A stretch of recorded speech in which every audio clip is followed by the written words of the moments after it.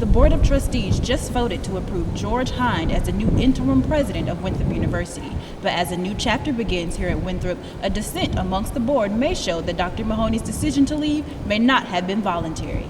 Students found out that President Mahoney was leaving the university just before exams started back in December. They immediately took to social media to express their shock and sadness over the president's departure. Today, the Board of Trustees called a special meeting to vote on the appointment of George Hind as interim president of the university. During the vote, one member stood to address matters she felt needed to be discussed outside of an executive session. Dan was not treated fairly, causing him to have to look elsewhere for a job. And you all know what I'm talking about. He didn't want to leave. I think the students need to know he did not want to leave with one of the doors things.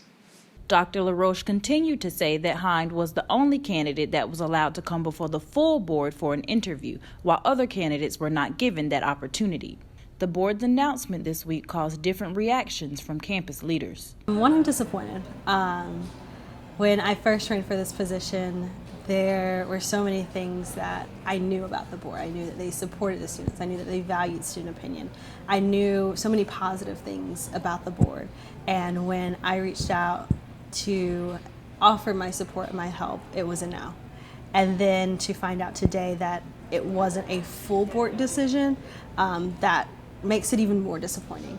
The announcement was made during the week that Dr. Hind was the preferred candidate.